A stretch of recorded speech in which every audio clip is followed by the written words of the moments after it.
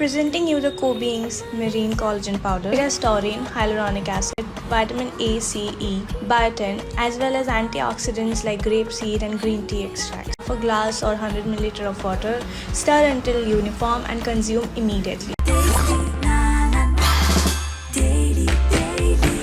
Taste Daily. Taste the Daily. இன்றைக்கு தமிழ்நாட்டிலும் விஜய் ரசிகர்கள் மத்தியில் இருக்கிறதுன்னா அது கோட் ஃபீவர் தான். அப்படிப்பட்ட இந்த சூழ்நிலையில் கோட் திரைப்படத்தை பற்றி பேசுவதற்காக இன்றைக்கு நம்மோடு இந்த நிகழ்ச்சியில் தயாரிப்பாளர் டி சிவாவும் தயாரிப்பாளர் சுப்பு பஞ்சுவும் இணைந்திருக்கிறார்கள்.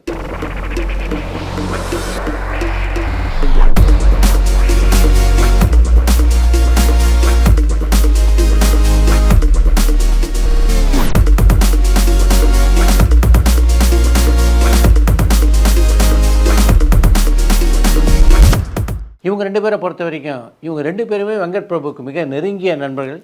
அது மட்டும் இல்லாமல் கோட் திரைப்படத்திலே ரெண்டு பேருமே முக்கியமான கதாபாத்திரத்தை நடிச்சிருக்காங்க.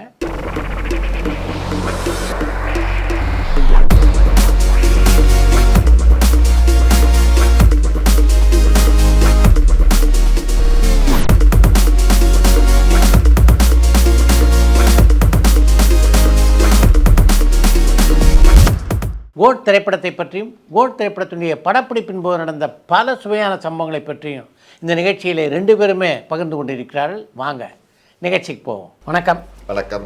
வெங்கட் பிரபுனுடைய திரைப்பயணத்தில் உங்கள் ரெண்டு பேருக்குமே முக்கியமான பங்கு உண்டு. நீங்கள் ரெண்டு பேரும் அவரோட மிக முக்கியமான ஒரு படத்தில் இணைஞ்சிருக்கீங்க. எப்படி இருந்தது இந்த அனுபவம்? அவர் தான் ரஷ்யாலாம் போயிட்டு வந்தார், சொல்லுங்கள். இல்லை சார், நான் அடிப்படையாக ஒரு மிக தீவிரமான விஜய் ரசிகன். வெங்கட் பிரபுவுக்கு நேச்சுரலாகவே ரசிகன். ஆமாம். அதனால் நான் எப்படியும் விஜயோட 68 படத்தில் நம்ம 67 நம்மளுக்கு சம்மந்தம் இல்லை, 69 நம்மளுக்கு சம்மந்தம் இல்லை. இந்த 68 நான் நடிச்சாகணுமான்னு அவனுக்கு ஒரு உத்தரவு போட்டேன். அருமை. அதனால் சரி சார் பண்ணிடுறேன்னு சொன்னபடி அது சொன்னபடியே ஒரு நல்ல பொசிஷன். அதாவது இது எவ்வளோ சீன் எவ்வளோ டயலாக்லாம் கேள்வி இல்லை, ஒரு நல்ல சீக்வன்ஸ். அது ஒரு மாஸ்கோவில் நடக்கக்கூடிய ஒரு அழகான ஒரு சீக்வன்ஸ். அதில் நம்ம கூடவே வர்ற மாதிரி ஒரு கொஞ்சம் டைலாக் இருக்கும், லேஸாக இருக்கும், நல்லா ரிஜிஸ்டர் ஆகிற மாதிரி கொடுத்தது. ரொம்ப அது ஒரு ரெட்டிப்பு சந்தோஷம். விஜய் கூட நடித்தாச்சு, வெங்கட் பிரபு படத்துலேயும் நடித்தாச்சு, அது மாஸ்கோவிலையும் போய் நடித்தாச்சு அப்படின்றது ஒரு விஷயம். இந்த ட்ரெய்லரில் ஒரு ஷாட் வந்ததுக்கே நமக்கு இவ்வளோ ரெஸ்பான்ஸ் அப்படின்னா அவர் கூடலாம் நடிக்கிறதுன்றது ஒரு பெரிய வாய்ப்பு. ஸ்க்ரீன் ஸ்பேஸ் அதிகமாக, அவ்வளோ பெரிய ஒரு கமர்ஷியல் ஹீரோ கூட இப்படி ஒரு மாஸ் ஹீரோ கூட போய் ஒரு ஸ்க்ரீன் ஸ்பேஸ் ஷேர் பண்ணுறது ஒரு very good. Thanks to VP. எத்தனை நாட்கள் ரஷ்யாவில்?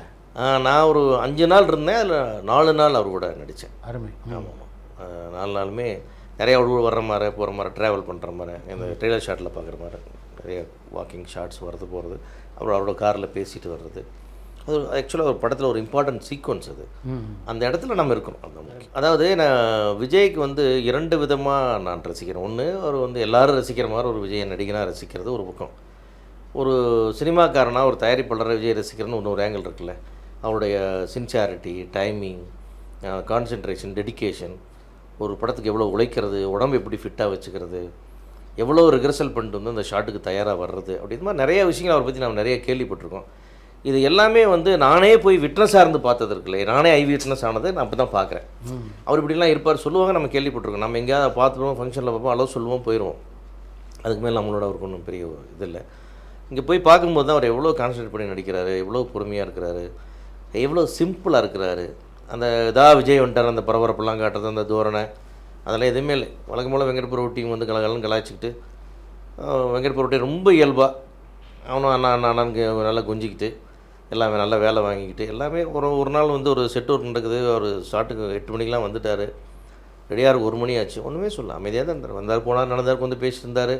அப்புறம் ஏதோ சைக்கிள் எடுத்துகிட்டு ஓட்டுவார், எல்லாத்திட்டையும் பேசிட்டு இருப்பார், ஈஸியாக இருந்தார். அது அவர் பற்றி கேள்விப்பட்ட விஷயங்களாம் நம்ம நேரில் பார்த்தோம். அந்த வகையில் நல்லா இருந்தது. நிறைய நம்மளோட பேசுவார், பழைய அனுபவங்களை கேட்பார், நீங்கள் எடுத்த படங்களை பற்றி சொல்லுங்கள், அப்புறம் இண்டஸ்ட்ரியோட இஷ்யூஸ் பற்றி பேசுவார். அதெல்லாம் தாண்டி வேறு எதுவும் மற்றபடி இந்த காசிப் பேசுகிறது, அது தேவையில்லாத நியாயம் பேசுகிறதெல்லாம் அவர்கிட்ட இல்லை. பாயிண்ட் டு பாயிண்ட் இந்த விஷயம் அதுக்கு பேசுகிறேன்னு இருப்பார். நம்ம ஏதோ ஒரு விஷயத்தை சொல்ல வச்சுட்டு அவர் நிறைய கேட்பார். அவருடைய ஸ்டைலாக அதுதான். ஏதோ ஒரு கேள்வி போட்டுற வேண்டிய, இப்போ நம்ம ஒரு 10 நிமிஷம் விளக்க சொன்னோம்னா அதுலேருந்து 2 வார்த்தை சொல்லுவார். அப்புறம் பேசிகிட்டே இருப்பார், திடீர்னு அப்படியே சைலண்ட் ஆகிடுவார். அவர் எப்போ பேசுவார் நமக்கு தெரியாது திருப்பி. அப்புறம் பார்த்து ஏன் சைலண்டாக அடுத்த ஷாட்டுக்கு ரெடி ஆகிட்டு இருப்பார் மைண்டுக்குள்ளே. ஸோ அது ஒரு சைலண்ட்டாக இருப்பார், அப்படியே இருப்பார். அடுத்து ஷார்ட்டுன்னு சொன்னோன்னே எங்கேருந்து தான் அவ்வளோ அமைதியாக நம்மளை வந்து இல்லை இது எப்படி சார் அது அப்படிங்களா அப்படி ரொம்ப இப்படி கேட்டிருந்த கேரக்டரு டமால் அந்த ஷார்ட்டில் போய் ஒரு பயங்கரமான ஒரு ரியாக்ஷன் ஒன்று பண்ணுவார்ல. ஸோ அது அந்த கான்சென்ட்ரேஷன் தான் அந்த 10 நிமிஷம் அவர் அந்த ஷாட்டுக்கு முன்னாடி எடுத்துக்கிற அந்த நேரம், அந்த கான்சென்ட்ரேஷன் அந்த ஃப்ரேமில் அப்படி போய் விரியுது. ரொம்ப அது ஒரு மேஜிக் அவரோட பார்த்து. ஆனால் வந்து இந்த இடத்துல ஒரு முக்கியமான ஒரு விஷயத்த சொல்லணும். ஏன்னா இன்றைக்கி வந்து படம் பார்த்துட்டு விஜய் சார் வந்து ரொம்ப உச்சிமுகர்ந்து பாராட்டினார் வெங்கட் பிரபுவை. எப்படா அப்படி ஒரு மேஜிக் பண்ணுன்னு சொல்லி ரொம்ப சிலிர்த்து போனார், சிலாகித்து பேசினார். நிறைய விஷயங்களான எல்லாருக்குமே தெரியும் எவ்வளோ தூரம் இந்த படத்தை ரசித்தார்னு. இன்றைக்கி இந்த படத்து மேலே எவ்வளோ எக்ஸ்பெக்டேஷன் இருக்குது. பட் இதுக்கெல்லாம் முன்னாடி நான் வந்து இந்த படத்தோட ஃபர்ஸ்ட் ஷெட்யூல் அப்போ தான் முடிஞ்சிருக்கு, செகண்ட் ஷெட்யூல் ஸ்டார்ட் பண்ணுறாங்க. அப்போ போய் நான் வேற ஒரு நிகழ்ச்சி விஷயமாக அவரை பார்க்க போயிருந்தேன். பார்க்க போனபோது அவர்கிட்ட பார்த்தோன்னே எப்படி சார் இருக்குது வெங்கட் பிரபுவோட உங்களுக்கு ட்ராவல் அப்படின்னேன். உங்கள் டேரக்டர் ஆச்சே கேட்க வேணுமா, ரொம்ப ஜாலியாக போயிட்டுருக்கு, செம்மையாக ஜெல்லாயிட்டாங்க கூட அப்படின்னு சொன்னார். சரி, அப்புறம் நான் சொன்னேன், அப்போ தான் வந்து இந்த லியோ ஓடி முடிச்சிருந்த நேரம். சார் லியோ 110 கோடி ஹையஸ்ட் ரெக்கார்டு, திருப்பி நீங்கள் தான் அதை தாண்டணும் அப்படின்னேன். அதுக்கு வந்து விஜய்ங்கிற வந்து ஒரு சாதாரண நடிகன் வந்து எப்படி சொன்னால் நான் ட்ரை பண்ணுறேன் சார், அல்லது நான் தாண்டிடுவேன், நிச்சயமாக தாண்டிடுவேன், இப்படி ஏதோ ஒரு பதில் வரும். ஆனால் அவரோட எவ்வளோ ஆனஸ்ட்டாக சொன்னார்னா உங்கள் டேரக்டர் தாண்டிடுவார் அப்படின்னா. சூப்பர். அது வெங்கட் பிரபு கிடச்சி எவ்வளோ பெரிய பெருமை. உடனே வெங்கட் பிரபுட்ட போய் சொன்னேன், அவனும் ரொம்ப சந்தோஷப்பட்டான். எக்ஸ் அப்படியே டென்ஷன் ஆகிடும், அப்படியே சொன்னார். ஏன்னா நான் எதிர்பார்க்குறேன் அவர் கான்ஃபிடென்ட்டாக இந்த படத்தை பற்றி சொல்லுவார், தாண்டிடலாம் சார் இந்த படத்தில் அப்படின்னு சொல்லுவார். நான் எதிர்பார்த்து சொல்கிறேன். ஆனால் அவர் சொன்ன வார்த்தை உங்கள் டேரக்டரை தாண்டிடுவார். ஸோ அது அந்தளவுக்கு ஒரே ஷெட்யூலில் வந்து வெங்கட் பிரபு அவர் அவ்வளோ இம்ப்ரெஸ் பண்ணி அந்த கதையை உள்வாங்கி அந்த கணிப்பை அவர் அன்றைக்கே எடுத்துக்கிட்டார். ஸோ அது எனக்கு இப்போ நினச்சாலும் நல்லா இருக்குது. அது எனக்கு என்ன, இன்றைக்கி படம் பார்த்துட்டு இவ்வளோ சொல்கிறவர் அன்றைக்கி படம் பார்க்க ஃபர்ஸ்ட் ஷெட்யூல்லே சொன்னார். 110 கோடியே தாண்டுவான்னு எப்படி சொன்னார்? அருமை. ஆமாம், அது வந்து அந்த அது ஒரு பெருந்தன்மை. அருமைன்றதை விட அந்த நம்பிக்கை, அந்த மொத்த வெற்றியை தூக்கி வெங்கட் பிரபு தலைமையில் வச்சிருப்பாருங்க. நாங்கள் தாண்டிடுவோம் அப்படிலாம் எதுவுமே சொல்லி உங்கள் டேரக்டர் தாண்டிடுவார். ஸோ அது வந்து ஒரு டைரக்டர் படமாக அவர் அதை ஃபீல் பண்ணிட்டார். வெங்கட் பிரபு படம் அதே மாதிரி தான் அந்த டைட்டிலும் கரெக்டாக வந்து வெங்கட் பிரபு ஹீரோன்னு நம்ம போட்டான். கரெக்டாக இருக்குது. ஒரு வெங்கட் நம்ம வந்து நம்ம வீட்டு பிள்ளை வெங்கட் பிரபுன்னு நம்ம வச்சுருக்கோம் இல்லையா, அவனை நம்ம பெட்டாக வச்சுருக்கோம் இல்லையா. இப்போ நாங்கள்லாம் எப்படி ட்ரீட் பண்ணுறோம், குழந்தை மாதிரி வச்சுருக்கோம். அந்த இடத்துல வந்து அதை நமக்கு கிடைச்ச பெருமையாக தோணுச்சு. அது ஒரு அந்த வார்த்தையை ரொம்ப அது விஜய் சார் மேலே இந்த மரியாதை இன்னும் நமக்கு ரொம்ப அதிகப்படுத்துச்சு. சுப்புவை பொறுத்த வரைக்கும் விஜயோட இது இல்லை ஃபஸ்ட் ட்ராவல், முன்னாடியே பல படம் நடிச்சிருக்கீங்க. எப்படி இருந்து இந்த படத்தை அனுபவம்? இல்லை, ஆக்சுவலாக இந்த படத்தை பற்றி இன்றைக்கி தான் நான் பேசுகிறேன். இது வரைக்கும் நம்ம கோட்டை பற்றி நம்ம எங்கேயுமே பேசுகிறேன். நான் சர்ப்ரைஸ் எலிமெண்ட்டாக வச்சுருந்தேன் பிரபு. ஸோ விஜய் சாரோட ஒர்க் பண்ணுறதுங்கிறது வந்து எவ்ரிபடிஸ் ட்ரீம். அது நடிக்கக்கூடிய அனைவருக்குமே இருக்கக்கூடிய ஒரு கனவு. தலைவாலையும் நல்ல சின்ன ரோல் தான், பட் கரெக்டாக ரெஜிஸ்டர் ஆன மாதிரி இருந்து. இதுலேயும் அதே மாதிரி தான் இருக்கும், சின்ன போர்ஷனாக தான் இருக்கும், பட் நல்லா ரெஜிஸ்டர் ஆகும். நல்லா பிரபு நம்ம டைரக்டர், நம்ம தம்பி. ஆனாலும் அவனை பொறுத்த வரைக்கும் எப்படின்னு பார்த்தீங்கன்னா தேவையான இருந்தால் மட்டுமே தான் கூப்பிடும் பிரபு. இப்போ நம்ம சென்னை 28 பண்ணும்போதோ கோவா பண்ணும்போதோ நான் பண்ணல. சரோஜாவில் கேமியோ தான் பண்ணேன். அதுக்கப்புறம் மங்காத்தால தான் ஒரு ப்ராமினென்ட் ரோல். அப்புறம் பிரியாணி, அப்புறம் மாஸில் ஒரு கெஸ்ட் ரோல் மாதிரி ஒரு சின்ன போர்ஷன், அப்புறம் மாநாடில் ஒரு சின்ன போர்ஷன். பட் பிரபுவை பொறுத்த வரைக்கும் என்னென்னா நம்மளுக்கு எங்கே ஸ்பேஸ் கரெக்டாக ஃபிட்டுன்னு ஆகும்னா மட்டும்தான் கூப்பிடும். இல்லைன்னா சும்மா கூப்பிட்டு நம்ம டீமு அப்படின்லாம் வந்து பண்ணுறதுலாம் இல்லை. பட் எப்பவும் சொல்கிறது தான், எல்லாரும் பிரபுவுக்கு ஒரு பேர் வச்சுருக்காங்க, பயங்கர ஜாலியான கேரக்டர். அவன் ஜாலியான கேரக்டர் தான், பட் ஒர்க்குன்னு வந்துட்டு அவனை அடிச்சிக்கவே முடியாது. அவனோட சின்சியராக ஒர்க்கில் இருக்கிற ஒரு டைரக்டரை வந்து டெஃபினட்டாக he is most producer friendly director. அதே மாதிரி 1000 விஷயங்கள் பிரபுவை பற்றி பேசுங்க. காலைல 7 மணிக்கு ஷூட்டிங்னா 6 மணிக்கு ஸ்பாட்டில் இருப்பான். அதுக்காக எந்த இது ஹெஸ்டேஷனும் இருக்காது. அதுக்கு நாங்கள் பார்ட்டி பண்ணுறதும் குறையாது. அது வேறு இது வேறு. தொழில்னா தொழில், பார்ட்டினா பார்ட்டி. பட் தொழிலில் எந்த விதத்துலேயுமே குறை வைக்காத ஒரு டைரக்டர் அவன். சூப்பர். இந்த படத்தில் சுப்பு சர்ப்ரைஸ் பேக்கெட் மாதிரி நிறைய சர்ப்ரைஸ் பேக்கெட் சொல்கிறாங்க. ஒரு பக்கம் சிவகார்த்திகை இருக்கான்றாங்க, இன்னொரு பக்கம் அஜித் இருக்கான்றாங்க, நிறைய சொல்கிறாங்க. சுப்பு இருக்காங்க. சுப்பு தான் முதல்ல சொல்லிட்டாங்க. சர்ப்ரைஸாவே அது இருந்ததுன்னா நல்லா இருக்கு. இப்போ இன்னைக்கு என்னோட சர்ப்ரைஸ் ஓப்பன் ஆயிருக்கு. நாளைக்கு படம் ரிலீஸ் ஆகும்போது இன்னும் நிறைய சர்ப்ரைஸ் ஓப்பன் ஆகும். அந்த மாதிரி சர்ப்ரைஸுங்கிறது சர்ப்ரைஸாக இருந்தால் தானே அது நல்லா இருக்கும். அது ஓப்பன் பண்ணிட்டா அப்புறம் அது சர்ப்ரைஸ் இல்லையே. இந்த வெங்கட் பிரபுடைய ஒர்க்கிங் ஸ்டைலில் எது பெஸ்ட் அப்படின்னு நினைக்கிறீங்க? பிரபு வந்து எதையுமே லைக் இன்னும் ரொம்ப டென்ஷனாக ப்ரெஷராக எடுத்துக்க மாட்டான். அவனால் எந்த சுச்சுவேஷன்லையும் ஒர்க் பண்ண முடியும். எப்படி நீங்கள் அதாவது இப்போ இது இருக்குது அப்படின்னாலும் ஒர்க் பண்ணுவான், இது இல்லைனாலும் ஒர்க் பண்ணுவான். அதுக்காக ஐயோ இது இல்லையா நான் அடுத்தது என்ன பண்ணுறது அதெல்லாம் எதுவுமே எந்த ப்ரெஷரும் காமிச்சிக்க மாட்டான். அவனுக்குள்ள ப்ரெஷர் இருக்குங்கிறதே நம்ம யாராச்சும் அதாவது அவன் ரொம்ப ஒரு 2 நிமிஷம் சைலண்டாக இருந்தானா என்ன பிரபு ஏதாவது பிரச்சனையாக இல்லைண்ணே ஓகேன்னு போயிடுவான். ஸோ அதனால் இது இருந்தால் தான் பண்ணுவேன், இது இல்லைன்னா நான் எடுக்க மாட்டேன், அதெல்லாம் எந்த இதுவுமே கிடையாது. எதை கொடுத்தாலும் அவனால் எடுக்க முடியும், அதை இன்னும் சிறப்பாகவும் எடுக்க முடியும். இருந்தாலும் சிறப்பாக எடுக்கலாம், இல்லைனாலும் சிறப்பாக எடுக்கலாங்கிறது வந்து நான் ரொம்ப நாள் கழிச்சு ஒரு டேரக்டர், நம்ம நிறைய டேரக்டரோட ஒர்க் பண்ணியிருக்கோம்ல ப்ரொடக்ஷனில், நான் ரொம்ப நாள் கழிச்சு ஒரு டேரக்டர் நான் அதை அப்சர்வ் பண்ணேன், அது பிரபுட்ட அப்சர்வ் பண்ணேன். இல்லைங்கிற ஒரு விஷயத்துக்கு கவலைப்படுறதே கிடையாது. ஏன்னா நிறைய எல்லா ப்ரொடியூசர்ஸ்க்குமே ஒரு பட்ஜெட் சில விஷயங்கள் இருக்கும், சில நேரங்களில் பண்ண முடியும், சில நேரங்கள் எந்த ப்ரெஷரும் காமிக்க மாட்டான், எந்த ப்ரெஷரை திருப்பி அவங்க மேலே போடவும் மாட்டான். நீங்கள் கொடுத்தா தான் சார் எடுக்க முடியலன்னா எப்படி எடுக்க முடியும், அதெல்லாம் இருக்காது. அப்படியா சரி ஓகேன்ட்டு போயிடுவான். அவன் பெருசாக அவனை யோசிச்சிருந்தது அது எடுக்க முடியலங்கிறதுக்காக வருத்தம்லாம் பண்ண மாட்டான். அவனை பொறுத்த வரைக்கும் என்ன சொல்லுவான், வேற ஒரு சந்தர்ப்பம் வரும்போது எடுத்துக்கலாம், இருக்கட்டும் அப்படின்ற மாதிரி தான் இருப்பான். நீங்கள் படங்களில் வெங்கட் பிரபுவோட ஒர்க் பண்ணியிருக்கீங்க, அதுக்கும் கோட் திரைப்படத்தில் பணியாற்றுறதுக்கும் என்ன வித்தியாசம் இருந்தது? நிறைய படம் பிரபுவோட நடிக்கும்போது எப்படி இருக்குன்னா எல்லாம் அப்படியே ஒரு ஸ்கூல் போகிற மாதிரியே இருக்கும். இது கொஞ்சம் காலேஜ் போகிற மாதிரி இருந்துச்சு. ஏன்னா விஜய் சாருங்கிற ஒரு கேரக்டர் வந்து எல்லாருக்குமே கொஞ்சம், இப்போ சூர்யான்னா நம்ம சூர்யா தம்பி, நம்மளோட கார்த்தி தம்பி, நம்ம பார்த்து எல்லாம் ஒன்றாவே இருந்திருக்கோம். கரெக்ட். ஸோ அதனால் அது எல்லாமே ஜாலியாக எல்லாரும் வாப்போ இப்படி இருக்கும். ஸோ விஜய் சார்னும் போது எல்லாருக்கும் ஒரு சின்ன, ஏன்னா அது அவர் டிஸ்டன்ஸ்லாம் மெயின்டைன் பண்ண சொல்ல, நம்மளாம் அந்த மரியாதையில் வந்து அந்த டிஸ்டர்ப் பண்ண வேணாம், அவர் ஏதோ பேசிகிட்டு இருக்காரு. ஸோ அப்படியே அவர் என்ன எல்லாம் குவைட்டாக இருக்கீங்க அப்படின்னா அப்போ நாங்கள் பேச ஆரம்பிப்போம். ஸோ அது ஒன்று தான் இருந்தது அதில். வெங்கட் பிரபுவை பொறுத்த வரைக்கும் நீங்கள் ஒரு தயாரிப்பாளராக அவரை பார்த்துருக்கீங்க, இன்றைக்கி நீங்கள் அவர் படத்தில் ஒரு நடிகராக பார்க்குறீங்க. எப்படி இருந்தது ஒர்க்கிங் ஸ்டைல் அப்போ வெங்கட் பிரபு? இல்லை, நடிகனுங்க அந்த லேபிளை கொண்டு வந்து வெங்கட் பிரபு நான் சென்னை 28 அந்த கேரக்டர் கொடுத்து, அது சுப்புவும் வெங்கட் பிரபு வந்து ஒரு நாள் ஆஃபீஸ்க்கு வந்திருந்தாங்க. வந்து பேசிட்டு இருக்கும்போது அப்போ தான் சென்னை 22 பிளானிங்கில் இருக்காங்க. அப்போ தான் வந்து ஏதோ வந்து அந்த ப்ரொடியூசர் கவுன்சிலில் ஏதோ ஒரு இந்த சண்டை போடுற வீடியோ ஒன்று பரபரப்பாக ஓடிட்டு இருந்தது. அதை பார்த்துட்டு, சார் இந்த படத்தில் ஹீரோயின் அப்பா ரோல் நீங்களே பண்ணுங்க, திடீர்னு இப்படி சொல்கிறேன் நான், அப்படி நமக்கு அந்த ஆக்டராக இல்லைம்மா கரெக்ட் சொல்கிறேன்னா இல்லை அதை அந்த வீடியோவில் பார்த்தீங்களே அதே மாதிரி நடிக்கணும் அப்படின்னா, சரி ஓகேப்பா, அதே மாதிரி கோபம் அதே மாதிரி கற்றுக்குங்க சார், இன்னும் அதே மாதிரி அந்த மாதிரி போய் அப்படி ஒரு திடீர்னு வந்து ஷார்ட்டுக்கு முன்னாடி நார்மலாக இங்கே பார்த்து பேசுங்க சார் அப்படின்னு சொல்கிற இடத்துல ஒரு 4 ப்ரொடியூசர் ஃபோட்டோ தான் வைக்கல, கற்றுங்கன்னு சொல்கிறதுக்கு. கற்றுங்க சார், மைக் நீட்டுறாங்க நீங்கள் கத்துறீங்க ஓகே அப்படி இப்படியா சிரிச்சுக்கிட்டே அது அவங்களோட வேலை செஞ்சால் தான் ஈஸியாக இருக்குமே. அதுவும் சென்னை 22 கேட்க வேணும் தான் மொத்த கும்பலும் அங்கே ஒரே இடத்துல குற்றாலத்தில் ஒரே அங்கே பண்ணோம். அதே மாதிரி இந்த படத்தில் பண்ணும்போது பார்த்தீங்கன்னா விஜய் சார் கூட்டிருக்கிறோம் இல்லையா, எல்லா ஷாட்லேயுமே அவரோட காம்பினேஷன் தான். அவர் எல்லாமே எனக்கு ஒரு ஷாட்டு கூட இல்லை. சார் எல்லாமே பக்கத்தில் வந்து சொல்லிடுவோம். அந்த இடம் மட்டும் எனக்கு கொஞ்சம் வெங்கட் பிரபு கொஞ்சம் வேறு மாதிரி தெரியும். ஏன்னா இந்த வழக்கமான வெங்கட் பிரபுலாம் அங்கே இல்லை. நான் விஜய் சாரை டைரக்ட் பண்ணுறேன் அந்த இடத்துல, நான் பக்கத்தில் இருக்கேன். புரியுது. ஸோ அதுக்கான அந்த சீரியஸ்னஸ் கொஞ்சம் அந்த மற்றவங்க இருக்கிற மாதிரி அந்த விளையாட்டுத்தனம் இருக்காது. அப்படி சொல்லும்போது அந்த மரியாதை பணிவு அண்ணா ஸ்கூல் போகும்போது ஸ்கூல் டீச்சர், இப்போ காலேஜ் ப்ரொஃபஸர் ஆகிட்டார். அந்த மாதிரி முதல்ல பிடி மாஸ்டர் மாதிரி இருப்பான் ஜாலியாக, இப்போ ப்ரொஃபஸர் மாதிரி ஸ்ட்ரிக்டாக இருந்தாங்க கொஞ்சம். என்கிட்ட வந்து மட்டும் வந்து சார் இந்த சரிப்பா சரி போனோம். அந்த இடம் மட்டும் கொஞ்சம் சீரியஸாக இருந்தது.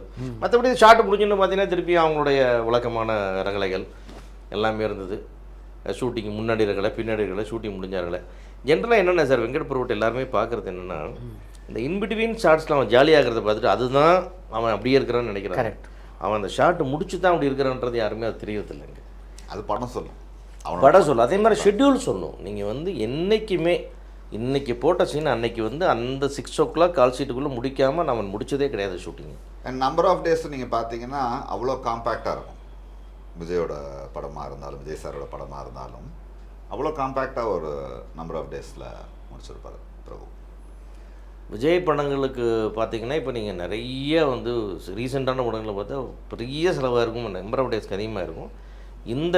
இந்த ஒரு 7-8 வருஷத்தில் நம்பர் ஆஃப் டேஸ் கம்மியாகவும், மற்றபடி அதாவது பட்ஜெட்டுனா காஸ்டிங் எல்லாமே இருக்குது, வேஸ்டேஜ் இல்லாமல் எடுத்த படமாக பார்த்தீங்கன்னா கண்டிப்பாக அந்த வந்து கோட் வந்து ரொம்ப ஒரு ப்ரொடியூசர்ஸ் ஃபில்மாக இருக்கும். Well planned. ஆமாம். அப்புறம் ஒரே ஒரு விஷயம், வெங்கட் பிரபுவுக்கு எது எடுக்க வேணான்னு தெரியும், அதுதான் முக்கியம். அது ரொம்ப முக்கியம். அது வெங்கட் பிரபு படத்துக்கு எனக்கு தெரிஞ்சு எடிட்டருக்கெல்லாம் ஈஸியாக இருக்கும் வேலையெல்லாம். ஏன்னா மெஷர்டாக எடுக்கிறார் கரெக்டாக, இவ்வளோ தான் வேணும் அவ்வளோ போதும், எக்ஸ்ட்ரா ஒரு ஷாட்லாம் தேவையில்லைப்பா. சமயத்துக்கு நிறைய இடத்துல பார்த்தீங்கன்னா ஒன்மோர் அடிமை ஏன் அப்படின்னு கேமராமேன் கேட்டேன், அந்த இடத்துல லாஸ்ட்டில் அங்கே நான் கட் பண்ணிக்கிறேன் போதும். ஸோ இது தெரியுதில்லை அவருக்கு, ஒரு டேரக்டருக்கு. யார் எது சொன்னாலும் ஒன்மோர் கேட்குற டேரக்டர் நிறைய பேர் நம்ம பார்த்துட்டோம். யாராவது டவுட் சொன்னால் அப்படின்னா ஒன்மோர் அப்படிம்பாங்க. அதெல்லாம் இல்லாமல் சூப்பராக இருந்தது சார். ஆமாம், சேஃப்டிக்கு ஒன்று சேஃப்டி அந்த சேஃப்டி வேலையே வெங்கட் பிரபு கிடையாது. It's producers, director, heroes delight. அதனால் ஒரு நீங்கள் நடிக்கும்போது அந்த காட்சியை மட்டும் சொன்னாரா உங்களுக்கு? இந்த படத்தினுடைய அவுட்லைனை பற்றி ஏதாவது சொன்னாரா? இல்லை சார், சொல்லவும் இல்லை, நம்மளும் அதை கேட்கல. ஏன்னா நான் படம் எடுக்கும் போதே அவன்கிட்ட கதை கேட்க மாட்டேன். இன்னொருத்தர் படம் எடுக்கும்போது நம்ம போய் கதை கேட்க. சார் உண்மையாக சொன்ன சரோஜா கதை சொல்லும்போது அப்பதான் சென்னை 28 முடிச்சிருக்கு இல்லையா? நான் சொன்னேன் இது ஓடுறாங்க சார், இங்கே இந்த எஸ்கேப் போகிறாங்க திருப்பி அதையே ரிப்பீட்டாக அந்த சொல்லிட்டேன். நான் சொன்னேன், இப்போ இது அவ்வளோவா புரியல.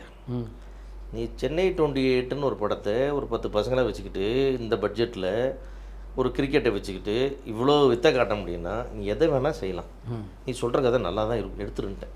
ஓ, அவ்வளோதான் சொன்னேன் நான். அதுக்கப்புறம் நான் வந்து ஸ்ட்ரைட்டாக ஃபஸ்ட் காப்பி தான் பார்த்தேன். நடுவில் இந்த சீன் பார்க்குறேன்னா அந்த வேலையை வேணாம், படம் காட்டு, சாங் மட்டும் காட்டுவாங்க பார்த்துக்குவேன், அது படம் காட்டுங்கன்னு சொன்னேன்.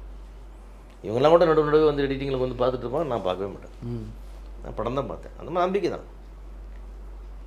உங்களுக்கு இந்த படத்தை பற்றி எந்த ஐடியாவும் இல்லை? ஆனால் கேரக்டரே தெரியாது. இவர் பெட்டர் போல தெரியும். இல்லை சார், ஆனால் ஒன்று நான் இன்னொன்று சொல்கிறேன். அதாவது எனக்கு சில எலிமெண்ட்ஸ் தெரியுன்றதுனால சொல்கிறேன். நீங்கள் எவ்வளோ எக்ஸ்பெக்டேஷனோட போனாலும் அதை விட அதிகமாக உள்ள உங்களுக்கு இருக்குது. அருமை. நீங்கள் என்ன நினச்சிட்டு வேணா போங்க, நீங்கள் என்ன வேணா யானை குதிரை என்ன வேணா நினச்சிட்டு போங்க, அதுக்கு மேலே அங்கே சம்மந்தம் எதிர்பார்க்காத ஒரு விஷயம் அங்கே இருக்கும், இருந்துகிட்டே இருக்கும்ல, இருந்துகிட்டே எதிர்பார்க்காத விஷயம். எவரி செக்மெண்ட் உங்களை வந்து அந்த ஒரு என்ன சொல்கிறது, ஒரு எக்ஸைட்மெண்ட் மூவ்மெண்ட் கொடுத்துக்கிட்டே போயிட்டு இருக்கும். Roller coaster drive. ஆமாம், அந்த மாதிரி போயிட்டு இருக்கும். இந்த வாவ் மூமெண்ட் ஒரு படத்தில் ஒரு 4 இருக்கும் 5 இருக்கும்னு சொல்லுவாங்க. இந்த படம் ஃபுல்லாக இருக்கும், அந்த வாவ் மூமெண்ட் ஃபுல்லாகவே இருக்கும். இத்தனைக்கும் எனக்கு வந்து அப்பப்போ இந்த ஏதாச்சும் ஒரு விஷயம் பேசும்போது இந்த சீன் இப்படி எடுத்திருக்கேன் அப்படின்வான், அது சொல்லும் போதே நம்மளுக்கு வாவ் அப்படின்றோம். அப்படி தான் எனக்கு ஒரு ஸ்னிப்பெட்ஸாக தான் தெரியுமே தவிர அந்த ஸ்னிப்பெட்ஸ் படம் ஃபுல்லாக இருந்தால் எவ்வளோ வாவ் இருக்குங்கிறது நம்மளுக்கு தெரியும் இல்லையா? ஸோ அதனால் வந்து எனக்கு தெரிஞ்சு this will be one of the best ஃபிலிமாக இருக்கும், என்டர்டெய்னிங் ஃபிலிமாக இருக்கும். சார் அதான் சொன்னேன், வெங்கட் பிரபுட்டையும் சொன்னேன், எல்லா மற்ற இதுலையும் ஊடகத்துலேயும் நான் சொன்னேன். நீங்கள் அஜித் சார்னு எடுத்துட்டிங்கன்னா டாப் 3 ஃபிலிம்ஸில் மங்கா தான் இருக்கும். விஜய் சார்னு எடுத்துட்டிங்கன்னா அவருடைய டாப் 3 ஃபிலிம்ஸில் கோட் இருக்கும். சூப்பர். அந்தளவுக்கு ஒரு தரமான படம் ஆகும். ஏன்னா நான் சொல்லுவேன், விஜய் சார்ட்டு ஒரு நாள் பேச சார் நமக்கு ரொம்ப குவாலிட்டியான படம் வந்து ரொம்ப நாள் ஆச்சான்னு அவர் சொன்னார். இந்த படம் அப்படி தான் இருக்கும் அப்படின்னார். ஸோ இதில் வந்து கமர்ஷியல் எலிமெண்ட்ஸ் இருக்குது, குவாலிட்டி இருக்குது, மக்கள் ரசிகரம். அதே மாதிரி இன்னொரு முக்கியமான விஷயம் இருக்குது சார். அதாவது இன்றைக்கி வந்து தமிழ்நாட்டில் அரசியல் ஆச்சரியங்கள் எல்லாம் தாண்டி அத்தனை பேராலும் விரும்பப்படக்கூடிய நபர் வந்து நம்முடைய கேப்டன் விஜயகாந்த் சார். அவர் இந்த படத்தில் வராருன்றது அப்படி ஒரு எக்ஸைட்டிங் மூமெண்ட். அது என்ன கேட்டால் நம்ம இனிமேல் அவர் பிக் ஸ்க்ரீனில் பார்க்க முடியுமா? புது படத்தில் பார்க்க முடியும். கரெக்ட். இதே மாதிரி எல்லாத்துக்குமே இப்படி பண்ணிக்கிறதுக்கு பர்மிஷன் இந்த ஃபேமிலி கொடுப்பாங்களா? கொடுக்க மாட்டாங்க. ஏன்னா அது விஜய் சாருக்காக கொடுக்கப்பட்டது. அது அவங்க வீட்டு புள்ள மாதிரி, அதனால் கொடுத்தாங்க அந்த வாய்ப்பை. அந்த கான்செப்ட் வெங்கட் பிரபுது, அதுக்கு செலவு பண்ணது அவ்வளோ கணக்கு பார்க்காம செலவு பண்ணது ப்ரொடியூசர்ஸ். அதெல்லாம் மீறி அதை கேரி பண்ணிட்டு கொண்டு வந்து உள்ள ஃப்ரேமில் காட்டுறது விஜய் சார். அது அவருக்கு பொறுத்திருக்கு, அது ஒரு நன்றி கடன் கேப்டனுக்கு பண்ணுற மாதிரி. அந்த மூமெண்ட் இருக்குது பார்த்தீங்களா, அது படத்தை வந்து வேறு ஒரு தளத்துக்கு எடுத்துகிட்டு போகும். அதாவது தயாரிப்பாளர்கள் அதை வச்சு வியாபாரம்லாம் பண்ணிக்கல, அது வேறு விஷயம். ஆனால் தியேட்டரில் வரும்பொழுது Vijay audience, Vijayakanth sir audience, கட்சிக்காரங்க, இப்படி பொதுமக்கள் விஜயகாந்த் திருப்பி அந்த படத்தில் ஒரு சீனில் இருக்கிறாங்க பார்க்கலாமே அப்படின்னு வர்றதுக்கு இல்லையா, அது அந்த படத்துக்கு எவ்வளோ பெரிய ஒரு பலம்ன்றது. அதான் சொன்னேன், வெங்கட் பிரபு வந்து ஆக்சுவலாக விஜயகாந்த் சார் உயிரோடு இருக்கும் பொழுதே அவரை வச்சு எடுக்கணும்னு பண்ண சீக்வன்ஸ் தான் அது. அவர் போனதுக்கப்புறம் அதை விடாமல் நம்ம இப்படி ஏஐயில் பண்ணலாம் அப்படின்னு சொல்லி பிளான் பண்ணியிருக்காங்க. அது ரொம்ப பெரிய இம்பேக்ட் கொடுக்கும் தேட்டரில். ஏன்னா அந்த அதிர்வு அடங்கிறதுக்கே ரொம்ப நேரம் ஆகும். அது வந்து ஒரு மிகப்பெரிய எக்ஸைட்டிங். அந்த மாதிரி நிறையா எலிமெண்ட்ஸ் இந்த படத்தில் தேட்டரில் இருக்குது. பயங்கர எக்ஸைட்டிங் மூமெண்ட். இது வந்து ஒன்ஸ் மேட். இது இன்னொரு முறை இது மாதிரி நடக்கிறதுக்கு வாய்ப்பே கிடையாது. ஏன்னா யார் வேணாலும் போய் இந்த மாதிரி விஜயகாந்த் சார் வச்சு ஏஐ பண்ணி எடுத்துக்கிறேன்னு எல்லாரும் போய் பர்மிஷன் வாங்கிட முடியாது. அவங்களும் அவ்வளோ ஈஸியாக கொடுத்துட போகிறதில்ல. அது வந்து விஜய் சாருக்கு தான் இது பண்ணியிருக்கிறாங்க. அது அவர் கூட வரும்போது தான் அது பொருத்தமாக இருக்கும். யார் வேணால் அவரை தூக்கிட்டு வந்து நிறுத்த முடியாது. ஏன்னா அவர் வந்து என்றைக்கு செந்தூர பாண்டியில் வந்து அவருடைய அவ்வளோ பெரிய இமேஜ் இருக்கும்போது கொண்டாந்து ஃப்ரேம் ஷேர் பண்ணார். இன்றைக்கி வந்து அவர் இல்லை, அவரை கொண்டாந்து நான் ஃப்ரேமில் நிறுத்துறேன்னு விஜய் சொல்கிறது தான் வந்து அந்த சரியான ஒரு ட்ரிபியூட், சரியான ஒரு நன்றி கடன். அது அந்த மாதிரி ரொம்ப அழகாக வந்திருக்கு அந்த இடம். அது அந்த இடத்த வெங்கட் பிரபு சொன்னபோது எங்களுக்கு ரொம்ப ரொம்ப அப்படியே ஒரு மாதிரி ஒரு படத்தை ஆரம்பிக்கும் போது அந்த இயக்குனர் மேலே ஒரு நடிகர் நம்பிக்கை வைக்கிறதுன்றது வேறு. ஆனால் அந்த படம் முடிந்ததுக்கு பின்னால் அந்த நம்பிக்கை நீடிக்கிறதுன்றது ரொம்ப பெரிய விஷயம். அப்படிப்பட்ட ஒரு நம்பிக்கையை வந்து வெங்கட் பிரபு வந்து விஜய்கிட்ட விதைச்சிருக்காரு அப்படின்போது நிஜமாகவே மகிழ்ச்சியாக இருக்குது. அதை நீங்கள் அவருடைய ஃப்ரெண்ட்ஸாக எப்படி பார்க்குறீங்க? அச்சீவ்மெண்ட்டாக பார்க்குறோம், அவனோட வளர்ச்சியை ரசிக்கிறோம், அவன் ஜெயிச்சிட்டான்னு சந்தோஷப்படுறோம். இதற்கு தானே ஆசைப்பட்டோம். உச்சங்களை தொடரும் பிரபுங்கிறதானே எங்களோட ஆசை. இன்னும் உச்சங்களை தொடரும் பிரபு, அதான் எங்கள் எல்லாருக்குமே ஆசை. பிரபு கூட இருக்க எல்லாருக்குமே அதான் ஆசை. ஏன்னா அவ்வளோ டேலண்டட் பிரபு. அது வந்து மங்காத்தாக்கு அப்புறம் பிரியாணி மாஸ் அப்படின்னு சில விஷயங்கள்னால நேரங்களா என்னங்கள்லாம் சொல்ல தெரியல. பட் ஆனால் உண்மையிலே ஏங்கிற அந்த கேள்வி வந்து எங்களுக்குள்ள ஒரு 4-5 வருஷமாக வந்து போட்டு கொண்டுட்டு இருந்துச்சு. மாநாடுக்கு அப்புறம் தான் அந்த இது வந்துட்ட பிரபு அப்படின்னு. இப்போ அதுக்கு மேலே அடுத்ததுக்கு வந்தாச்சு. இன்னும் உச்சங்களை தொடரும் பிரபு. இன்னும் வந்து அவன் ஹிந்தி படங்கள் பண்ணணும். எனக்கு தெரிஞ்சு அவன் வந்து ஒரு இங்கிலீஷ் படம் பண்ணணுன்றது வந்து அவனுக்கும் ஆசை, எனக்கும் ஆசை. நிச்சயமாக வந்து அவன் ஹாலிவுட்டில் வந்து பண்ணக்கூடிய அளவுக்கு கெப்பாசிட்டி உள்ள ஒரு டைரக்டர் டெஃபினட்டாக. அதே மாதிரி சார் வெங்கட் பிரபு வந்து ஒரு சாதாரணமாக ஒரு சினிமா மட்டுமே பேசக்கூடிய ஒரு டைரக்டர் இல்லை. அரசியல் தவிர்த்து எந்த சப்ஜெக்ட் பேசினாலும் அவனால் வந்து கவுண்டர் பண்ணி ஆர்கியூ பண்ண முடியாது அளவுக்கு இஸ் நாலேஜபிள் பர்சன். சினிமாவில் வந்து இந்த டிகேட்டில் எடுத்துகிட்டோம்னு கேட்டிங்கன்னா ஒரு ஹைலி கமர்ஷியல் சக்ஸஸ் கொடுத்தவங்க, இந்த சினிமாவை பெருசாக காப்பாற்றினவங்க, எக்ஸிபியூட்டர் காப்பாற்றினவங்கன்னு ஒரு டைரக்டர்ஸ் லிஸ்ட் எடுத்திங்கன்னா ஒரு was sir, Ravikumar sir, Sundar C, Vikraman, அந்த மாதிரி அந்த வரிசையில் இன்னொரு டைரக்டரை அப்டேட்டில் இருக்கிற டைரக்டரை குவாலிட்டியாக சொல்லணும்னா அது வெங்கட் பிரபு தான் சொல்லலாம் இன்றைக்கி. ஆமாம், அந்த மாதிரி வந்து ஒரு 2-3 பேர் இன்றைக்கி வந்து நீங்கள் ஒரு ஹெச் வினோத், கார்த்திக் சுப்ராஜ் மாதிரி ஒரு குறிப்பிட்ட சில இயக்குனர் தான் இருக்கிறாங்க. அதில் வந்து வெங்கட் பிரபு வந்து த மோஸ்ட் பர்ஃபெக்ட். என்ன கேட்டிங்கன்னா அந்த ப்ரொடியூசர்ஸுகளுக்கான சைடில் நிற்கிறது இருக்கு இல்லையா, அதை அனுசரித்து போகிறது, ஒத்து போகிறது, வேஸ்ட் எல்லாம் பண்ணுறது, ஹீரோக்களையும் சரியான ட்ராக்கில் வச்சுக்கிறது, அதே மாதிரி விஷயம். அதே மாதிரி சீக்வல் பண்ணுறதெல்லாம் வந்து சினிமாவில் சாதாரண விஷயம் இல்லை. சென்னை 28 1ஐயும் 2ஐயும் கனெக்ட் பண்ண விதம் இன்றைக்கி நினச்சாலும் என்னால் வந்து அன்பிலீவபுளாக இருக்குது. கரெக்ட். அவ்வளோ கேரக்டர் கொண்டு வந்து ஒன்றா சேர்க்குறது அந்த screen play the best screen. ஆமாம், அதே மாதிரி சொல்கிறேன். மாநாடு மாதிரி ஒரு படத்தை இந்த கதையெல்லாம் சொல்லி யாரையும் நம்ப வச்சுலாம் படம் எடுக்க முடியாது. அதெல்லாம் யாராவது கதை சொன்னால் ஒத்துக்குவாங்களா? கதை சொன்னால் புரியும். இன்னும் மாநாடு வந்து சொல்லும்போது நான் ஒரே விஷயம் தான் சொன்னேன், புரியுற மாதிரி எடுத்துட்டீங்கன்னா இந்த படம் பெரிய ஹிட் பிரபுன்னு.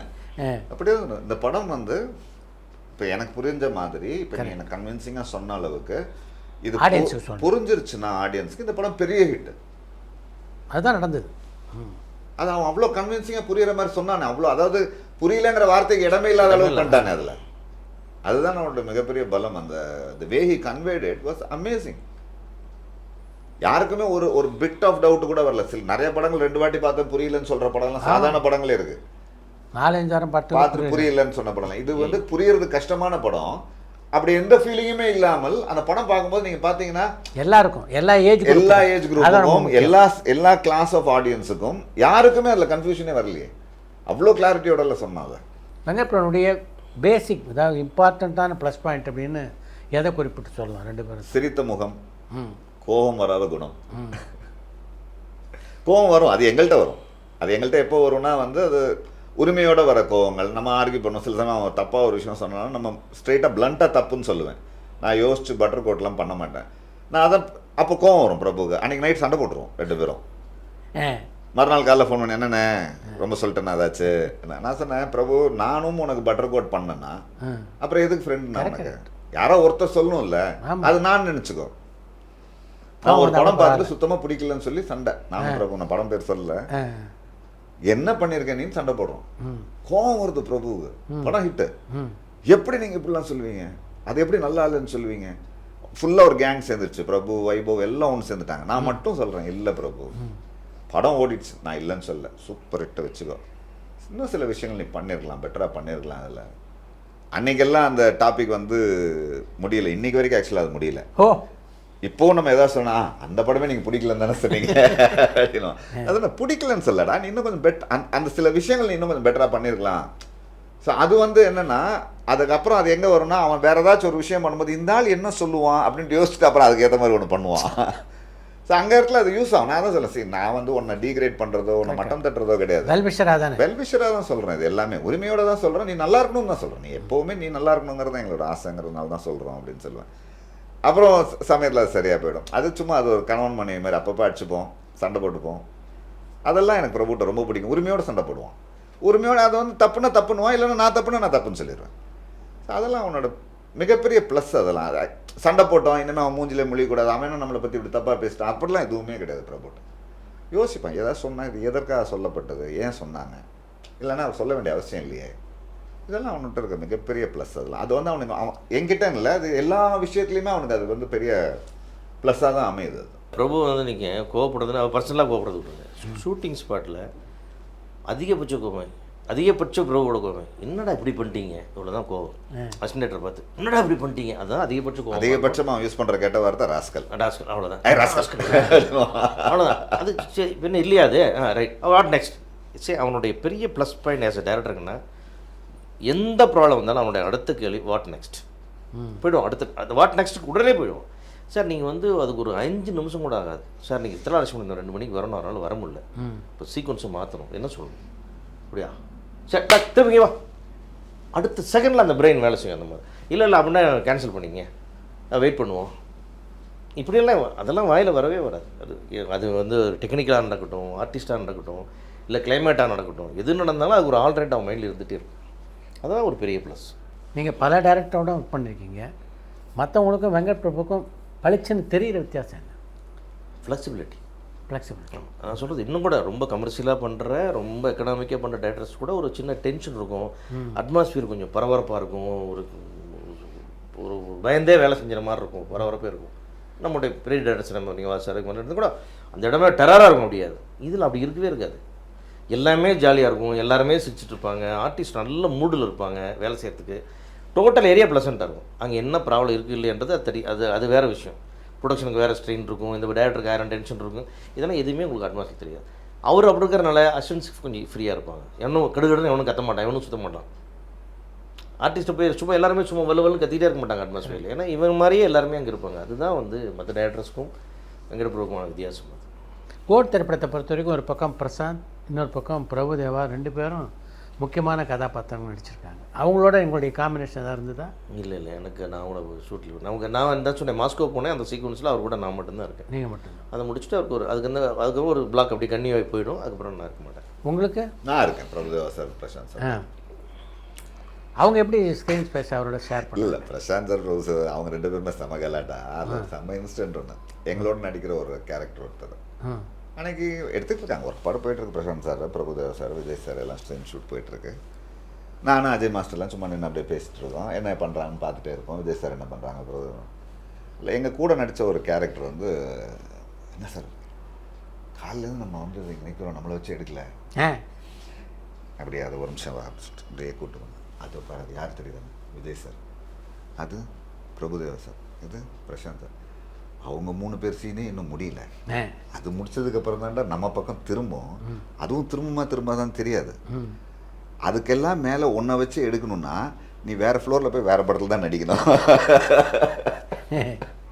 சிரிச்சு அதே மாதத்துலாம் ஏன்னா எப்படின்னு இப்படி பதில் சொல்கிறீங்கன்னு தெரிச்சு ஓடி எல்லாரும் ஆளுக்கு ஒரு பக்கம். இந்த மாதிரி அப்புறம் அதை போய் பிரசாந்த் கிட்ட சொல்லி நாங்கள் அதை பிரசாந்த் அதுக்கப்புறம் வச்சு செஞ்சாரு பாருங்க அவரை. அது இந்த இன்சிடென்ட்லாம் கிடையாது, ஃபிக்ஸ் பண்ணிட்டேன் இன்னைக்கு. இவர் வந்து அவர் தான் எங்களுக்கு அன்னைக்கு கோட், வேற கோட் பலியாடு பிரசாந்த். ஐயோயோ அவரை வந்து நீங்கள் நடிகர் சங்க ரூல்ஸ் எல்லாம் படிச்சிருக்கீங்களா? அப்படி ஒன்று இருக்கா சார்? ஆமாங்க, நீங்கள் அந்த ரூல்ஸ் புக் சுபனா அந்த ரூல்ஸ் புக் ஒன்று வாங்கி கொடுத்துருங்க. இந்த பேஜ் நம்பர் 34ல் கிளாஸ் 14 ஒன்று இருக்கும், அதை நீங்கள் படிச்சிட்டிங்கன்னா உங்களுக்கு பெட்டராக. இவர் ரொம்ப சீரியஸாக நைட் வந்து எங்கிட்ட அந்த புக்கு வாங்கி கொடுங்க, புக்கு வாங்கி இல்லைப்பா அந்த காப்பியை எங்கேயும் கிடைக்கல. மறுநாள் காலையில் பிரசாந்த் ஆனால் அந்த புக்கு வாங்கி கொடுத்துட்டீங்களா? இல்லைடா அதை காப்பி கிடைக்கல. ஆனால் எங்கிட்ட இருக்குண்ணே, நான் வீட்டிலேருந்து ஒரு 2-3 நாள் எங்களுக்கு அந்த கேரக்டர் தான் என்டர்டெயின்மெண்ட். பிரசாந்த்லாம் அவ்வளோ ஜாலியாக செட்டில், பிரபுதேவா மாஸ்டரும் சரி, பிரசாந்த் சரி. இல்லை விஜய் சார் வந்து எங்கிட்ட பேசும்போது இந்த விஷயத்த சொன்னார். ஸோ திடீர்னு வந்து பிரசாந்த் நடிக்கிறான்னு விபி சொன்னால் நான் வந்து ஷாக் ஆகிட்டேன். நான் உள்ளே வரும்போதே அவர் பெரிய ஹீரோ, உன்னை ஞாபகம் இருக்குல்ல, நான் முதுப்படம்லாம் பண்ணும்போதெல்லாம். ஆமாம் சார், ஆமாம் அந்த டைம்லேயே அவர் பெருசாக கிரிக்கெட் அப்போயே பெரிய ஹீரோ. இப்போ அவரை போய் இன்னைக்கு கேரக்டர் நடிக்க வைக்கிறேன்னு சொல்லிட்டு ஒரே டென்ஷனாக இருந்தது. சரி இல்லை நல்லாயிருக்கும்னு சொன்னால் சரின்னு சொல்லிட்டேன். வந்து பழகனுக்கு அப்புறம் தான் தெரியுது இவ்வளோ வருஷமாக பிரசாந்த்லாம் நான் எவ்வளோ மிஸ் பண்ணியிருக்கேன். அவ்வளவு ஜோவியலன் இப்படி வாரி தள்ளுறாரு, என்னால் சிரிச்சு உண்டில்லைன்னு ஆகிட்டேன் நான். பிரசாந்த் ஐயோ அப்படின்னு சொல்லி பிரசாந்தை பற்றி ரொம்ப நேரம் பேசினார். பெரிய வைப் இருக்கு. அது மட்டும் இல்லை, பிரசாந்த் வந்து அவ்வளோ ஹியூமர் சென்ஸ் உள்ள ஆள் அவர். அது வந்து இப்போ தான் பார்க்குறாரு அவர் சொன்ன பண்ணுற கலாட்டா தாங்கலைன்ட்டார் அவர் பிரசாந்தை. பயங்கர கலாட்டா செட்டில் பிரசாந்த் சார்லாம். பிரசாந்த் சார் பிரபுதேவ மாஸ்டர் கொஞ்சம் சைலண்ட்டாக டப் டப்புன்னு போடுவார். பிரசாந்த் சார் ஓப்பனாக டமால் டுமில்னு எல்லாம் செம்ம கலாட்டா பண்ணிட்டு இருந்துச்சு. ஒரு வில்லனாக மோகன் இந்த படத்தினுடைய அந்த கிளிப்பில் பார்க்கும்போது ரொம்ப அழகாக இருந்தது, ஒரு வித்தியாசமாக இருந்தது. மோகன் அப்படி யாருமே பார்த்துருக்க முடியாது. நீங்கள் என்ன ஃபீல் பண்ணீங்க அதை பார்க்கும்போது? டெஃபினட்டாக வித்தியாசமாக தான் இருக்குது. நீங்கள் என்ன உங்களுக்கு தோணுச்சோ அதே தான் எங்களுக்கும் தோணுச்சு. எனக்கு ஆடியன்ஸுக்குமே ரொம்ப ஏன்னா மோகன் சார் எப்போவுமே சாஃப்டாகவே பார்த்து, ரொம்ப நல்லவராகவே பார்த்து, ஒரு நல்ல பாட்டு, நல்ல அமைதியான மியூசிக் இப்படியே பார்த்த இடத்துல மோகன் சார் வந்து ஒரு நெகட்டிவாக வருதுங்கிறது வந்து நம்மளுக்கு ஒரு சர்ப்ரைஸ் எலிமெண்ட்டாகவும் இருக்கும் நம்மளுக்கு. அது இல்லை அவர் எதனால் வில்லனா போட்டேன்னு எப்போவாது வெங்கட் பிரபு ஷேர் பண்ணார் அவங்கக்கிட்ட? இல்லை, அது கொஞ்சம் வித்தியாசமாக யோசிக்கிற ஆள் தான் அப்பப்போ, அதனால் சரி இதை யோசிச்சிருக்கான் அப்படின்னு. என்ன அதான் சொன்னேன் சார், எக்ஸ்பெக்ட் அன்எக்ஸ்பெக்டட் அப்படிங்கிற மாதிரி தான். சரி மோகன்ற போது உங்களுக்கு மைண்டில் என்ன இருக்கும், எதுவுமே எக்ஸ்பெக்ட் பண்ண மாட்டேங்க. இப்போ அவர் என்ன பண்ணாலும் உங்களுக்கு கொஞ்சம் புதுசாக இருக்கும். ஆனால் என் செட்டில் ஒரு நாள் பார்க்கும்போது நான் வேறு ஒரு சும்மா இவங்களை பார்க்க போனபோது செட்டில் தின்னு மோகனை பார்த்தோன்னா அந்த லுக்கெல்லாம் பார்த்தோன்னா எனக்கு அடையாளம் கண்டுபிடிக்கல. சரி அப்போ வந்து எனக்கு இந்த சாய்ஸ் கரெக்டு தான் தோணுச்சு. நமக்கு இந்த ஜர்க் கொடுக்குது இல்லையா, அது ஆடியன்ஸ்க்கு அதை தானே கொடுக்கும். ஆனால் அது ஒரு வித்தியாசமான சாய்ஸ், நல்லாயிருக்கும் வித்தியாசம். ஏன்னா திருப்பி ரெகுலரான ஒரு காம்போ வந்துட்டு இருக்கிறத விட இல்லை பார்த்தீங்கன்னா சம்மந்தமே இல்லாமல் விஜய் சார் கூட பிரசாந்த், பிரபுதேவா, இந்த பக்கம் மோகன், இது வேறு மாதிரி ஒரு காம்பினேஷன் வேறு ஃபீல் கொடுக்கும் டெஃபினட்டாக. விஜயோட பேசிட்டு போது எப்போவாது இந்த அரசியல் களத்தை பற்றி பேசினாரா விஜய்? பேசலை ஒன்றும். அதை பற்றி பேச வரும்போது இப்போல்லாம் ஒன்றும் இல்லை சார், 26 பார்ப்போம் அப்படின்னாரு. அப்புறம் அவங்களும் அதை பற்றி அதிகமாக இல்லை, எனக்கு தெரிஞ்ச ஒரு செட்டுக்குள்ளே வந்து அரசியல் பேசவே இல்லை. அப்படியா? ஒரு வார்த்தை கூட அரசியல் அங்கே ஃப்ளோருக்குள்ளே நம்ம ஒர்க் பண்ண சினாரியில் எங்கேயுமே அரசியலுங்கிற ஒரு வார்த்தை கூட. இது நானாக கேட்டதுக்கு வந்த பதில். அதே மாதிரி அரசியல் சம்பந்தமான சந்திப்புகளும் கிடையாது, எதுவுமே கிடையாது. அது தனியாக ஒரு கேரவேன் அந்த சைடு நிற்கும். அப்படி ஏதாவது நடந்ததுன்னா அந்த சைடு போயிட்டு ஒரு புஷியானந்த் சாரை பார்ப்போம் அப்படின்னா நாங்கள் அது நினச்சிப்போம், அவ்வளோதான். அது அரசியல் சம்மந்தப்பட்ட மீட்டிங்கான்னு கூட எங்களுக்கு தெரியாது. புஷியானந்த் சார் இருந்தாங்கன்னா சரி அவர் அந்த சைடு போயிட்டு வந்தாருன்னா இந்த சைடு வரும்போது அந்த அந்த அவங்களும் இந்த சைடு வர மாட்டாங்க. புஷியானந்த் சாரோ யாரோ அந்த சம்மந்தப்பட்ட யாருமே செட்டுக்குள்ளெல்லாம் வந்து நாங்கள் பார்த்ததே கிடையாது. இது வேறு அது வேறுங்கிறதுல ரொம்ப கிளியராக இருக்கார். இந்த அடுத்த படத்துக்கு அப்புறம் விஜய் அரசியலில் வரதுன்னு முடிவு எடுத்திருக்காரு. அந்த முடிவை அவரோட இத்தனை நாள் பழகினவரெல்லாம் என்ன பார்க்குறீங்க? அரசியலுக்கு வந்து மாற்றம் தேவைங்கிறது எல்லாருக்குமே ஒரு கருத்து இருக்கிறது தான் செய்யுது. அது வந்து என்னுடைய கருத்துமே இருக்கும். எல்லாருக்குமே யங்ஸ்டர்ஸாக ஒரு ஃப்ரெஷ்ஷாக ஒன்று வந்தால் நல்லா இருக்குங்கிறது நல்லா தான் இருக்கும் கண்டிப்பாக. ஸோ அது விஜய் சார் தான் அது எவ்வளோ இதுவாக அழகாக கொண்டு வர போகிறாங்க அப்படிங்கிறத அவர் தான் சொல்லணும்.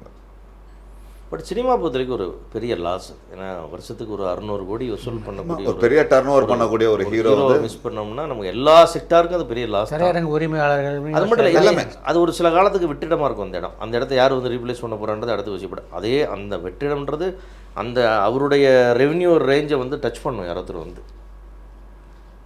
அதுதானே ரேஸ். அது அவ்வளோ சுலபமாக நடக்க வாய்ப்பு இல்லைன்னு நினைக்கிறீங்களா?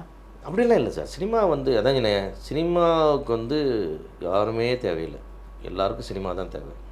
நமக்கு தான் சினிமா தேவை. சினிமாவுக்கு யார் வேணால் தூக்கி போட்டு அது போயிட்டே இருக்கும், அடுத்த ஆளை ஏற்றிக்கிட்டு போயிட்டே இருக்கும். அதெல்லாம் அடுத்த தியேட்டர் வருவாங்க. அந்த ரேஸில் பார்ப்போம் நம்ம எல்லாமே.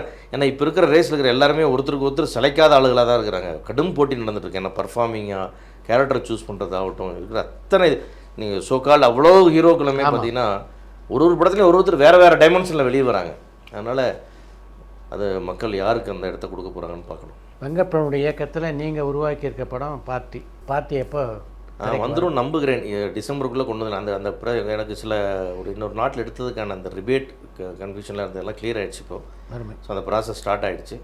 ஸோ இதே ஸ்பீடில் போச்சுன்னா டிசம்பரில் பார்ட்டியை கொண்டு வந்துட முடியும் நம்பிக்கையோடு இருக்கேன். டிசம்பர் கிறிஸ்மஸ் ஹாலிடேஸில் கொண்டு வரணும் பார்ட்டியை. ஸோ கோட்டோட சக்ஸஸுக்கு பார்ட்டி கொடுத்துருவோம். நல்லா இருக்கு. கோட் திரைப்படத்துடைய வெற்றிக்கு பின்னால் நம்ம திரும்பவும் சந்தித்து பேசுவோம். நன்றி, வணக்கம். Thank you so thank you. பரபரப்பான சினிமா செய்திகள், நட்சத்திரங்களின் பேட்டிகள், சினிமா வரலாறு ஆகியவற்றை பார்க்கவும் படிக்கவும் உங்களுக்கான இணையதளம் tourantalkies.co.